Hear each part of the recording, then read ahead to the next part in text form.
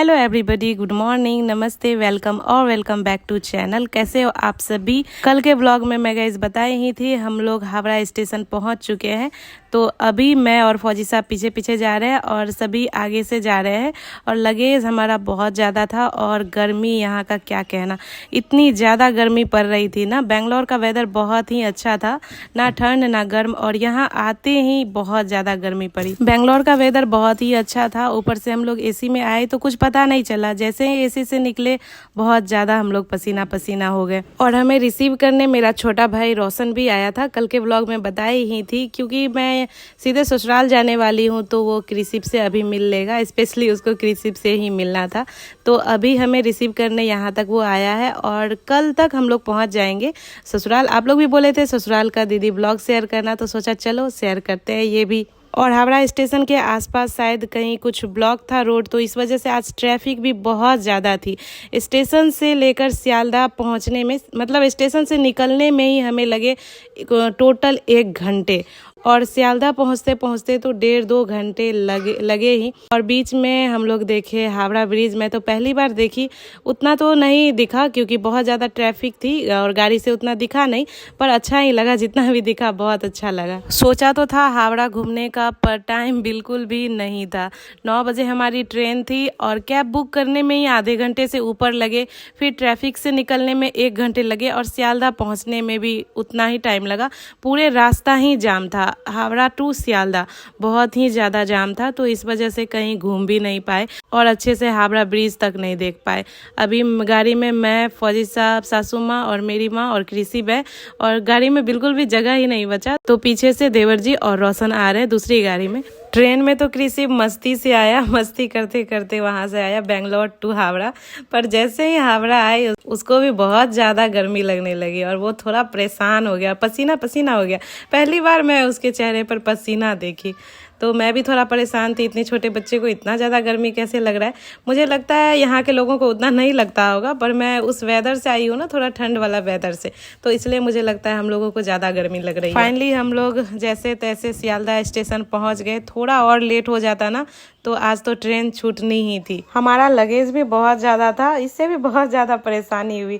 अभी फौजी साहब, देवर जी और रोशन तीनों अंदर सारा लगेज रख रहे हैं। अब हम लोग इस ट्रेन में बैठ चुके हैं। सासू माँ और देवर जी दूसरे वाले बॉगी में है और इस वाले बॉगी में मैं, फौजी साहब और मम्मी है। अभी रोशन भी इधर ही है, पर उसका बॉगी अलग है। पर आज किसी बिल्कुल भी नहीं रह रहा है क्योंकि वेदर एकदम से चेंज हो गया। इसको इतनी ज्यादा गर्मी लग रही है ना, और जल्दी से ट्रेन का एसी भी ये लोग ऑन नहीं किए, और जब ऑन किए एसी, इसके बाद बहुत टाइम लग गया उसको कूल होने में। तो कृषि बहुत ज़्यादा परेशान हो रखा था, ना फौजी साहब संभाल पा रहे थे ना मैं संभाल पा रही थी। फिर मैं अपनी मम्मी को ही दे दी, आप ही संभालो। मम्मी 1-2 बार ट्रेन में ऐसे इधर उधर घुमाई, और जब ये वाला बॉगी थोड़ा ठंडा हो गया तो इसके बाद कृषि शांत हुआ। नहीं तो मुझे लग रहा था पता नहीं आज कैसे ये रहेगा। वैसे तो बेंगलोर टू हावड़ा ये बहुत अच्छे से आया, पर मैं इसको देख करके परेशान हो रखी थी कि कैसे आगे ये रहेगा। अब तो गए सुबह के 7 बज चुके हैं। मेरी आंख खुली तो हम लोग बिहार पहुंचने वाले थे। अभी हम लोग बिहार पहुंचने ही वाले हैं। बंगाल के बॉर्डर पर है, बंगाल और बिहार के बॉर्डर पर है। और कृषि भी रात में एक ही बार जगाया, 3 बजे रात में जगाया, मैं फीड करवाई, इसके बाद ये सो गया आराम से। और अभी तो 7 बज रहे हैं, अब मैं भी रेडी सेडी हो लेती हूँ। वैसे भी हम लोग पहुँचने ही वाले हैं। सासू माँ भी इधर ही आ गई है। फौजी साहब ठेकुआ खा रहे हैं और कृषि बेबी को गोद में लेकर के खिला भी रहे हैं, बाहर की दुनिया दिखा रहे हैं। फाइनली गाइस हम लोग बिहार पहुंच गए। कटिहार जंक्शन से बिहार शुरू होता है, इधर वाले एरिया से, बंगाल वाले एरिया से। यहाँ से मेरे मायके का भी दूरी उतना ही है और ससुराल का भी दूरी इतना ही है, पर मैं अभी जा रही हूँ ससुराल। बिहार पहुँचते ही मैं और फौजी साहब पिए लाल वाली चाय, और इधर देखिए दोनों समधन आराम से बैठी है और बातें कर रही है। और मेरी माँ बार बार गोद से कृषि बेबी को ले रही है। उनको बिल्कुल भी अच्छा नहीं लग रहा है कृषि से दूर होते हुए, और बार बार बोल रही है पता नहीं मैं इसके बिना कैसे रह पाऊंगी। यहाँ से हम लोग गए बिहार पहुंच चुके हैं। ये है कटिहार से पहले पहुंच चुके थे। हाँ, तो मतलब यहीं शुरू हुआ ना, स्टेशन से अभी थोड़ा ही दूर है ना। ये है, यहाँ से है कटिहार। कटिहार से निकल गए नहीं। कटिहार से निकल गए? हाँ, तो कटिहार पीछे कितना छोटा था कटिहार। तो वही हुआ, मतलब कटिहार से निकल रहे हैं। ऐसे बोलो बोला कटिहार से निकल गए हैं। देखिए ना कोका का फूल, मतलब कमल का फूल, कमल नहीं है कोका है। सारे फ्रेश हो गए, बस मैं नहीं हुई हूँ। अब मैं भी जाती हूँ, मुँह हाथ धोती हूँ, बाहर बनाती हूँ। यहाँ से कितना टाइम लगेगा रसोई नौगछिया जाने? कितना 11 बजे ना, 11:30 बजे तक हम लोग नौगछिया पहुँच जाएंगे। हाँ, यही से पानी लग जाता है। मम्मी लोग भी इधर ही हैं। बेबी अभी सोया हुआ है आराम से। ये वहाँ से इधर मुझे दिखा रहे हैं नदी वगैरह। पूरे 1 साल बाद मैं घर वापस आ रही हूँ। इसी दिन मैं क्वार्टर गई थी और इसी दिन मैं वापस भी आ रही हूँ, पूरा पक्का 1 साल बाद। अब हम लोग गए नौगछिया स्टेशन भी पहुंच चुके हैं। हम यहाँ तक ही ट्रेन आती है, इसके बाद तो हम लोग गाड़ी या बस से घर के लिए जाते हैं। तो अभी हमें रिसीव करने मेरे मासी के छोटे बेटे आए हैं, बिट्टू भैया। वो आप देख सकते हैं, मैं जूम करके दिखा रही हूँ। गाड़ी में जगह कम थी, ऐसे गाड़ी में जगह कम नहीं थी, गाड़ी तो बड़ी ही थी, पर हम लोग बहुत थे, 5-6 तो हम लोग ही थे। फिर बिट्टू भैया हो गए जो गाड़ी चला रहे थे, फिर उसके फ्रेंड भी आए थे। तो जगह कम होने की वजह से उसके फ्रेंड उधर ही रह गए, वो उसी एरिया के थे।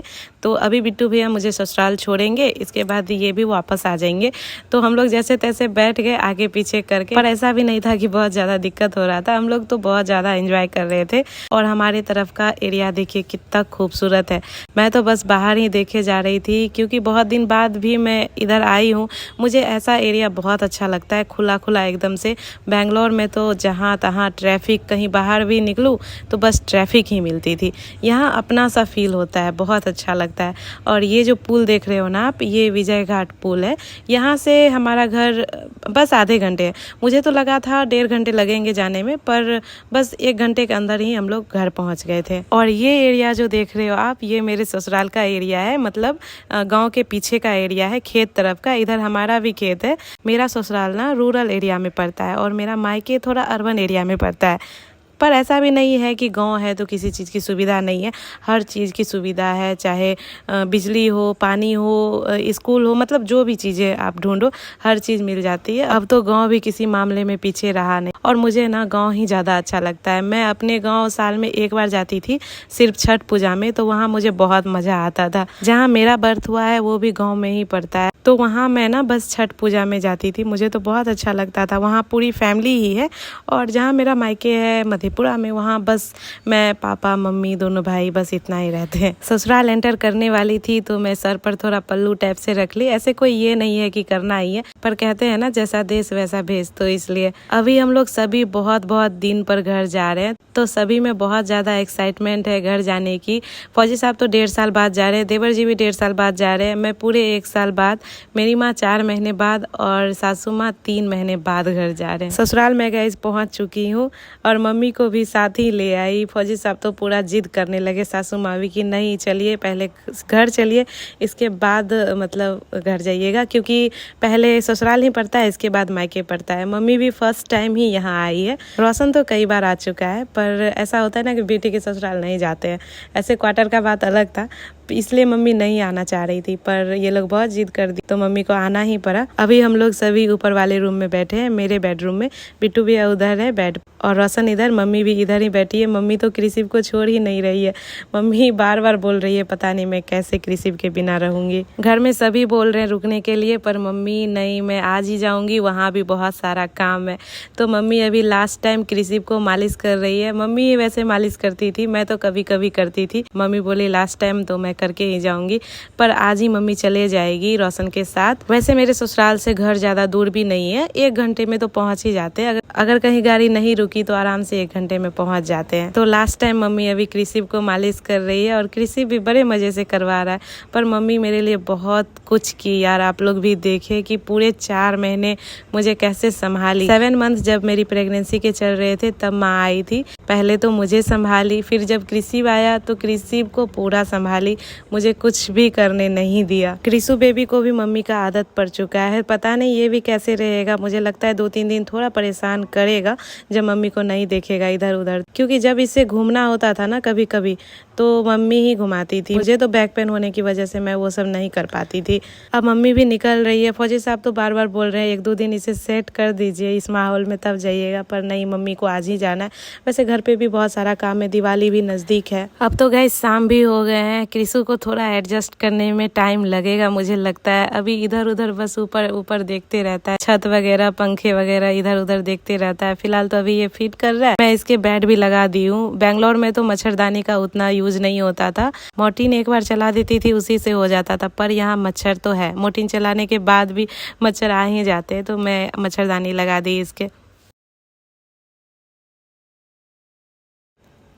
थोड़ा और शाम हुआ तो सासू माँ हम दोनों का नज़र उतार रही है। थोड़ा थोड़ा हो जाता है ना बुजुर्गों में कि नज़र लग गई है, नज़र लग गई है या नज़र लग जाएगी, तो थोड़ा बहुत ऐसे ना कृषि के आने के बाद मैं भी थोड़ा बहुत बिलीव करने लगी हूँ नज़र में। तो गाइस चलिए व्लॉग में कर रही हूँ यही एंड। वैसे भी सफ़र से बहुत ज़्यादा थक गई हूँ, अब पता नहीं कृषि रात में सोने भी देगा कि नहीं। तो चलिए गाइस मिलती हूँ अगले किसी व्लॉग में, तब तक अपना ख्याल रखना। Bye, take care, Radhe Radhe.